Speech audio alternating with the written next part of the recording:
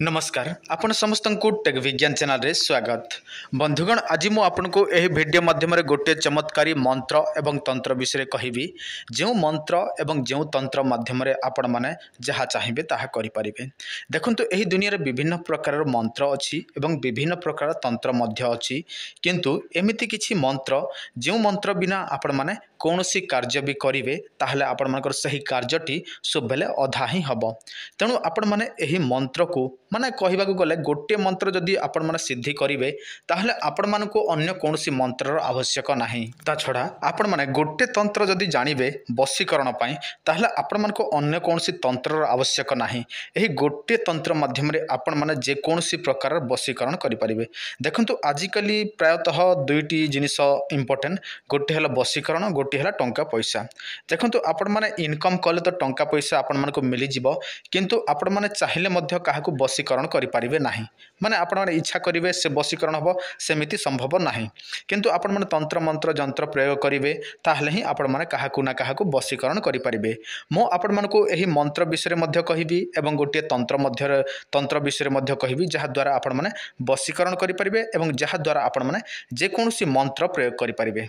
तो प्रथमे मो आपण मानको मंत्र विषय कहूची, तापरे आपण मानको तंत्र विषय मध्य कहिबी। किंतु ता पूर्व आपण समस्त को गोटे कथा कहिबी। देखंतु आपण माने मते कॉल करूछंती, किंतु एमिति किछि समय अछि जे समय मो आपण मानको कॉल मध्य रिसीव करि पारु नाही, काहे कि ना मोर गोटे काम न थाए। एही काम सरिले आउ गोटे काम, आउ जणे डाकिला परे आउ जणे डाकंती, किए कोन असुविधा थाए से सब विषय को नै कि मो पाखको अनेक लोक समस्या नै कि आसंती। तेणु मो समस्तक समस्या समाधान करू करू मते टिके समय मिले नाही। तेणु अधिकांश कॉल मो आपण मानकर एवॉइड करि थाए। किंतु आपण मानको अनुरोध करूची आपण माने मते व्हाट्सएप रे मेसेज करिवे, काहे कि ना कॉल रे जदी रिसीव करि पारिली नाही ताहले व्हाट्सएप रे मेसेज करिवे। मो चेष्टा करिवि आपण मानको रिप्लाई देबा पई। देखंतु वर्तमान आपनको मोबाइल स्क्रीन रे गोटे मंत्र देखा जाउची, ओम नमो नमः। एठी आपण मानकर इंपोर्टेंट मंत्र कोउटा ओम, बुझले। ओम ओम बिना कौनसी मंत्र आपण मानकर प्रयोग होई न थाए। जदि आपण माने ओम को सिद्धि करिवे ताहले आपण मानको अन्य कौनसी मंत्र आवश्यक नाही।